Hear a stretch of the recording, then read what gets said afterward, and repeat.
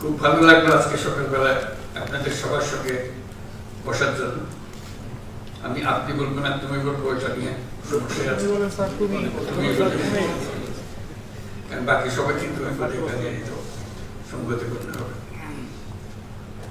খুশি হয়েছি যে সবাই আমরা একত্রে বসতে পেরেছি। আমরা আজকে এই কামরায় যারা বসে আছি তারাই সম্মিলিতভাবে বাংলাদেশ সরকার, একটা মহা শক্তিধর একটা সমাবেশ। আমরা যা করি, যা চিন্তা করি, যা পরিকল্পনা করি, সেটাই সরকার, সেটাই সরকারের চিন্তা, সেটাই সরকারের ভাবনা, সেটাই সরকারের কর্তব্য। কাজে এই মহাশক্তি নিয়ে আমরা কি কাজ করব, কি কাজের জন্য আমরা তৈরি, কি কাজে আমরা সফল, কি কাজে আমরা বিফল, সেগুলোই আজকের সমাবেশের আলোচ্য বিষয়। সেখানে কাউকে স্তুতি দিয়ে সময় নষ্ট করার কোনো সুযোগ নেই। এই স্তুতি বাক্য পরিহার করার আমরা একটা সিদ্ধান্ত নিলাম, যে কোনো সভা সমিতিতে স্তুতি বাক্য এটা খুব অগ্রহণযোগ্য জিনিস বলে আমরা চালু করব। আমরা বলছি এটাই সরকার। এটাকে যদি অন্যভাবে বলতাম, যে বাংলাদেশে যা কিছু করণীয়, সে করণীয় দায়িত্বে আমরা সবাই আছি, এমন ভাবে যেমন চিন্তা করুন, আমরা একটা খেলা, ক্রিকেট খেলা কি ফুটবল খেলার খেলোয়াড়, আমাদের আজকে এই খেলোয়াড়দের সমাবেশ, প্রস্তুতি নেওয়া যে আমাদের স্ট্র্যাটেজি কি হবে, আমাদের অবজেক্টিভ কি হবে, আমাদের কার কি করণীয়, এগুলো ঠিক হয়। আজকে যে সময়টুকু আমরা পেলাম সবাইকে একত্র করে, সারা দেশের থেকে সবাই এসছে তোমরা, এটাই ঠিক করা। আমরা টিম বললাম কিনা, যদি এটা বাংলাদেশ সরকার হয়ে থাকে, বাংলাদেশ সরকারকে একটা টিম হতে হবে। এটা টিম ওয়ার্ক, এটা এমন না যে আমি আমার মতো করলাম, ও ওর মতো করলাম, এটা হয় না, কোনো কাজই হয় না। টিম গঠনের জন্য যখন একত্র হয়, তখন টিমের কি কার করণীয় সেগুলো নিয়ে আলোচনা, কার ঘাটতি আছে, কাকে তোমার কারণে আমারটা নষ্ট হচ্ছে।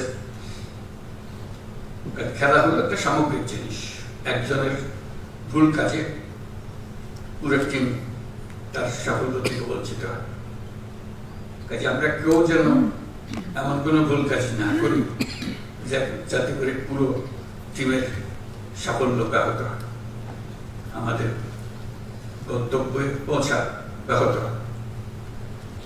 এটা নিয়ে আমাদের আলোচনা, আমরা কি করছি। আমরা সরকার গঠনের পর থেকে এখন 6 মাস চলে গেল। এটাকে আমি বলছিলাম যে এটা আমাদের প্রথম পর্ব। আয়োজন করার জন্য যে সময় লাগে, অনেক ভুলভ্রান্তি হয়েছে আয়োজনের সময়, এখন সেগুলো ঠিকঠাক করে আমরা পুরো খেলার জন্য এখন প্রস্তুত। সেই প্রস্তুতিটা আমাদের হলো কিনা, না হলে কি কি ঘাটতি আছে সেগুলো ঠিক করা। আমি অন্যভাবেও চিন্তা করছিলাম কথা বলে শোনার সময়, এটা যদি কোনো বড় কোম্পানির এক্সিকিউটিভদের একটা বৈঠক হতো, তাদের যারা শরীক করছে তারা কি বলতো, নিশ্চয়ই ম্যানেজিং ডিরেক্টরের প্রশংসায় সম্মিলিত হতো না। তারা বলতো আমি এই কাজ দিয়েছেন আমাকে, আমি এই কাজ করেছি, আমার এই সাফল্য হয়েছে, আমি ওই কাজ আরো এই কাজের জন্য প্রস্তুত। আমি দুভাবে দেখালাম, একটা হলো যে খেলার মাঠের খেলোয়াড় একটা হলো ব্যবসায়িক প্রতিষ্ঠানের ফিল্ড অফিসারদের তাদের বক্তব্য। সরকারের যে খেলোয়াড় যারা আমরা আছি তাদের এই ভূমিকা ওই দুই গোষ্ঠীর মধ্যে কোনোটার মতো হতে হবে, যে আমরা কি করছি, কি করার দরকার, কোথায় আমরা আটকে যাচ্ছি, সেগুলো নিয়ে আলোচনা হবে। নিশ্চয়ই আজকে উদ্বোধনী অনুষ্ঠানে হয়তো হচ্ছে না, অন্য সময় হবে। তো সেখানেও আমাকে প্রধান অতিথি বলাতে আমি একটু কষ্ট পেলাম, যেন আমাকে বাইরে রাখা হলো এই খেলার মাঠ থেকে। হওয়া উচিত ছিল তো আমার খেলার ক্যাপ্টেন, কিন্তু আমাকে করলে অতিথি। আমি অতিথি হিসেবে বক্তব্য রাখতে চাই না, আমি ক্যাপ্টেন হিসেবে বক্তব্য রাখতে চাই।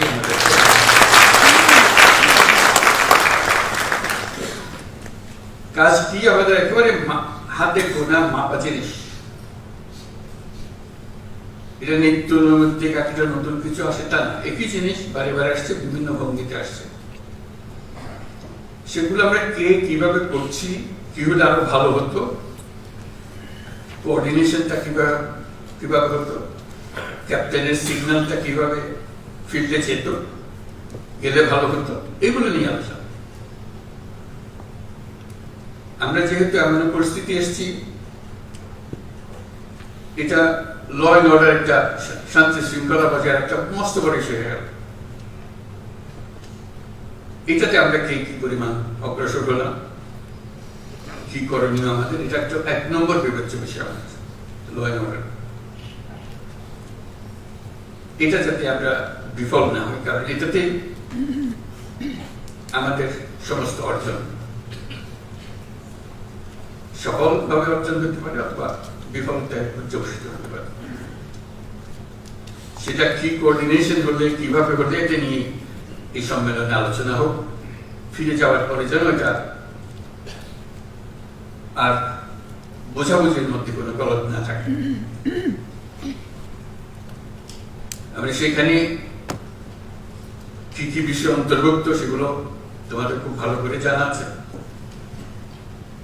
পুলিশ প্রশাসনের কাজ কি, সিভিল প্রশাসনের কাজ কি, কোঅর্ডিনেশনের কাজ কি। কিন্তু এই যদি বলি ওর কারণে আমারটা হয় না, এটা বলে তো আমরা পার পাবো না। যেহেতু জেলার দায়িত্ব সামগ্রিকভাবে একজনের উপরে, তার সঙ্গে কোঅর্ডিনেশন করেই করতে হয় সবকিছু। আচ্ছা, সেই কোঅর্ডিনেশনের কি সমস্যা, নাকি পৃথক পৃথক ভাবে হবে, এগুলো পরিষ্কার করে নেওয়া, যাতে কাজ করতে গিয়ে আমরা অনিশ্চয়তার মধ্যে পড়ে না যাই। তো সেখানে আমাদের শৃঙ্খলা ভঙ্গ হলে কি করতে হবে, উপর থেকে নিচে পর্যন্ত চেইন অফ কমান্ড কিভাবে যাবে। এই নয় যে এটা আমার কাজ ছিল না, কাজে আমি আর মনোযোগ দিই নাই, এটা তো বলতে হবে না। আমরা তো সবাই মিলে সরকার, যেটার থেকে আমাদের উদ্ধার করতেই হবে। সেখানে নারী শিশুদের রক্ষা একটা বিশেষ দায়িত্ব, সংখ্যালঘুদের রক্ষা মস্ত বড় দায়িত্ব, কারণ এটার উপরে সারা দুনিয়া নজর রাখে আমাদের উপরে। আমরা সংখ্যালঘুকে কিভাবে তাদের সঙ্গে ব্যবহার করছি, একটা ছোট্ট ঘটনা সারা দুনিয়াতে বিশাল হয়ে যায়। আমি সেই ভয়ের জন্য তাকে শান্তি শৃঙ্খলার কথা বলছি। এটা আমাদের দায়িত্ব, সরকারের দায়িত্ব হলো সকল নাগরিকের সুরক্ষা বিধান করা। আমি সংখ্যালঘু সম্প্রদায় তাদেরকেও বলেছি, আপনারা সংখ্যালঘু হিসেবে আমাদের কাছে দাবি করেন না, দেশের নাগরিক হিসেবে দাবি করেন। তার নাগরিক হিসেবে আপনার সংবিধান আপনাকে এই অধিকার দিয়েছে, সে অধিকার আপনি সরকারের কাছ থেকে পেতে হবে, সেটা আপনার দাবি পাওনা। আমাদের দায়িত্ব হলো এই যে টিম, সরকারের যে টিম, এটা নিশ্চয়তা দেওয়া যে সকল নাগরিককে আমরা সুরক্ষা দেব। কে কোন ধর্মে বিশ্বাস করে সেটা আমাদের বিবেচ্য না, সে দেশের নাগরিক। সেই হিসেবে তাকে আমরা রক্ষা করবো, এবং আমি এই সরকার তারও সরকার, কাজে আমি তারই সেবা করতে প্রস্তুত। এটা আমাদের একটা বড় কাজ। সামনে যে আমরা যে সমস্ত কর্মসূচি নেব তার মধ্যে এটা সবসময় হাইয়েস্ট পয়েন্টে উচ্চতম স্থানে থাকবে। তারপরে সমসাময়িকভাবে যে সমস্ত বিষয়গুলো হয়, যেমন বাজার দর, এটা নিয়ে বহু কথা হয়, সেখানে একটা প্রতিযোগিতামূলক ব্যবস্থা করতে পারে। আমার জেলা বাজার দর সবচেয়ে ভালো, একটা প্রতিযোগিতা থাকবে, আমাদের কাজের মধ্যে আনন্দও আসতে হবে।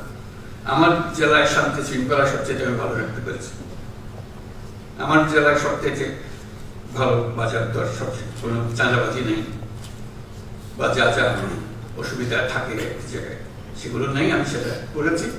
আমি প্রতিযোগিতায়, নিজেদের মধ্যে প্রতিযোগিতায়, খেলোয়াড়দের মধ্যে প্রতিযোগিতায় আমি উপরে আছি। সেই জন্য আমার মনে হয় আলোচনার মধ্যে একটা কিছু থাকা দরকার, একটা কাঠামো থাকা দরকার, র্যাঙ্কিং। জেলা সব জেলা, 1 নম্বর জেলাকে, 2 নম্বর জেলাকে, 3 নম্বর জেলাকে, ক্লাসে যেরকম আমরা ফার্স্ট সেকেন্ড থার্ড করি, এটা তো হতে পারে আমাদের কাজের মধ্যে আমরা কে কোথায় আছি, কোন অবস্থানে আছি, নাকি সবাই জেলা একরকম তো না, হয় না। এটা তার মধ্যে একটা প্রতিযোগিতা আছে, আমি 1 নম্বরে আছি, আমি 2 নম্বরে আছি, 3 নম্বরে আছি, একজন 64 নম্বরে আছে, একজনকে 64 নম্বরে থাকতে হবে, তার চেষ্টা হবে আমি যেন আর 64 নম্বরে না থাকি। আমি সার্বিক বিচারে আমি এখন অনেক ধাপে গিয়ে গেছি। এই র্যাঙ্কিংটা থাকলে নিজেদের মধ্যে আনন্দ হয়, এটা কাউকে মন খারাপের জন্য না, এটা আনন্দের জন্য, যে আমি গতবার এই ছিলাম, এবার এই হয়েছে, গত বছর এই ছিলাম, এবার এই বছর এই হয়েছে, এটা পরিষ্কার ভাবে আমরা দেখতে চাই। এটা প্রতিযোগিতার একটা মনোভাব আসুক, এবং সেই প্রতিযোগিতায় যদি আমি ক্রমাগত ভাবে 6 মাস 1 বছর 1 নম্বরে থাকি বা 10 নম্বরের ভেতরে থাকি, তাহলে আমাকে একটা পুরস্কার দেবে, একটা রিকগনিশন দেবে। আমরা যখন বসবো সবাই, এটা পুরস্কার দেওয়া হবে যে হ্যাঁ, এটা গত বছর সারা বছর ধরে 1 থেকে 10-এর মধ্যে ছিল, ওঠানামা করেছে কিন্তু 1 থেকে 10-এর মধ্যে, বা 10 থেকে 20-এর মধ্যে, ইত্যাদি ইত্যাদি। এটা একটা বিষয় করতে পারে যে আনন্দ এবং কাজ দুটো একসঙ্গে মেলানোর জন্য, এবং তার স্বীকৃতি। এটাই জন্য বললাম, আমি যখনই এখানে আসার পরে, সরকারি আসার পরে, সরকারি কর্মকর্তা সবার সঙ্গে দেখা হয়, কথা প্রসঙ্গে একটা কথা প্রকারান্তরে শুরুতে, শেষে, মাঝখানে বলে, আমি যখন ওখানে ডিসি ছিলাম, অমুক জায়গায় ডিসি ছিলাম, ডিসিটা তার সবচেয়ে স্মরণীয় অধ্যায়, তারা এখানে চলে এসেছে, বহু উঁচুতে অবস্থানে আছে, কিন্তু সবচেয়ে স্মরণীয় অধ্যায় হলো আমি যখন অমুক জেলার ডিসি ছিলাম, তখন আমি এই করেছিলাম। এটা একটা স্বাতন্ত্র, আমি নিজের ইচ্ছায় অনেকগুলো কাজ করতে পেরেছি সেখানে, এবং আমার একটা, তারপরে বহু জায়গায় চাকরি করেছি, বহু দাবে চাকরি করেছি, কিন্তু ওটাই আমার স্মরণীয়, যেহেতু আমি আমার নিজেকে সেখানে প্রকাশ করতে পেরেছিলাম। এটাই শুধু নিজেকে প্রকাশ করা, নিজের ক্রিয়াশীলতা, সৃজনশীলতা, এগুলো প্রকাশ করা। গদবান্ধে একটা কাজ তো আছে, গতের মধ্যে থাকতে হয়, থাকি, কিন্তু তার মধ্যেও একটা সৃজনশীলতা আছে। এই সৃজনশীলতাকে কিভাবে প্রকাশ করা, এবং কিভাবে সেই সৃজনশীলতা প্রকাশ করেছে, আমরা যখন এরকম সম্মেলনে বসবো, কথাবার্তা বলবো, তাদেরকে সুযোগ দেবো যে তুমি কি করেছো বলো, এটা সবাইকে শোনা হতো। সবাই শুনলো, হচ্ছে মজার জিনিস, তারপর কোনো আইনও আগে নেই, কিছু করে নেই, কিন্তু বিরাট জিনিস বের হচ্ছে। অনেকে বলছে আইনে ছিল না বলে আমি করি নাই, করতে পারিনি, হয় অনেক সময় আমরা ব্যাখ্যা দিই। ওই আইন, যত আইন আছে সবার মধ্যেই এই কাজ করা যায়, এবং পরে দেখা গেল আইনটাকে উৎসাহিত করেছিল, নিরুৎসাহিত করেনি। ওই জিনিসটা দিকে খেয়াল রাখা, যে আমাদের এই জেলায় আমাদের যে সময়টুকু, সেই সময়টুকু যতটুকুই হোক একটা স্বল্প সময়, আমার কর্মজীবনের একটা স্বল্প সময়, কিন্তু যে বললাম এটা স্মরণীয় অধ্যায় হতে পারে যদি আমরা করতে চাই, যার মধ্যে করতে চাই। আমরা অনেক সময় এখানে বসে, ঢাকায় বসে অনেক সিদ্ধান্ত নিয়ে, সেটা জেলা পর্যায়ে গিয়ে কিভাবে প্রকাশিত হয়, কিভাবে এটা ইমপ্লিমেন্টেড হয় জানার কোনো সুযোগ থাকে না আমাদের। যেমন আমরা বারে বারে কথার মধ্যে আসি জন্ম নিবন্ধন, এটার কোনো মা বাবা আছে বলে আমার মনে হয় না। নিয়ম আছে কিন্তু মা বাবা নেই। আমি মধ্য বয়সে কিংবা শেষ বয়সে কোথাও যে দেশে একটা পাসপোর্ট দরকার, পাসপোর্ট করা হয়নি, জন্ম নিবন্ধন নাই বলে জন্ম নিবন্ধন লাগবে, আমার আমাদের জন্ম নিবন্ধন কে করতে জানিও না, ইত্যাদি ইত্যাদি। কিন্তু পাওয়া যায়, পয়সা দিলে ঠিকই চলে আসে। পয়সা দিলে যখন ঠিকই চলে আসে তাহলে পয়সা না দিলেও আশা করে। এই সিস্টেমটা আমরা করতে পারছি না। এটা তো একজন নাগরিকের অবশ্য প্রাপ্য, আমার জন্মসনদ। সরকার ব্যবস্থা করতে পারে নাই বলে অজুহাত দিয়ে তো চলবে না, নিশ্চয়ই ব্যবস্থা আছে, কিছু একটা করতে হবে। ওই যে বললাম যে যে টাকা দিলে করে দিতে পারে সেটা সরকার কেন পাবে না? তাহলে আমাদেরকে সেই ব্যবস্থা করতে হবে। জন্মসনদ তার প্রাপ্য যে কোনো সময় যে বয়সে চায় তাকে দেওয়ার ব্যবস্থা করতে হবে। কি করতে হবে? ওই যে বললাম সৃজনশীল হতে হবে, এটা থেকে আমরা নিয়ম বের করতে হবে। কারণ ওইটার উপরে সমস্ত কিছু নির্ভর। সেই জন্মসূত্রে আমি বাংলাদেশে এটা একটা প্রমাণ, তাদের প্রমাণ। এই দলিল দিয়ে আমি ভবিষ্যতে যা কিছু করি। ওইটা না হলে এনআইডি পাওয়া যাচ্ছে না, এনআইডি না হলে পাসপোর্ট পাওয়া যাচ্ছে না, সব আটকে গেল সব। আমরা বলছি যে এটা সবার একই সঙ্গে তার সমস্ত কিছু হতে হবে। যদি আমার জন্মসনদ থেকে থাকে তাহলে আমি এনআইডি পাবো। এগুলো এখন অনলাইন পাওয়ার কথা, আমরা অনলাইন পাচ্ছি কিনা? পাসপোর্ট অনলাইন, এখন ই পাসপোর্ট হচ্ছে কিনা? এখনো দেখি ওই এমআরপি করছে। কেন হচ্ছে? আইন তো আছে। আমি বলছি রাতারাতি সব হয়ে গেছে, এটাও আমি আশা করি না। শুরু তো করতে হবে সেই কথার কাজটা করা, যে আমার এখানে আমার জেলাতে এমআরপি আর হবে না, এখানে সব ই পাসপোর্টে নিয়ে যেতে পারবো। যেহেতু আমাদের এই টিমের কাজ, যে টিম এখানে আমরা বসে আছি, এখানে আইন বানানো হয়, এটা আইন খাটানো হয়, নিয়ম মানা হয়। এগুলোতে আমরা কিভাবে যাবো?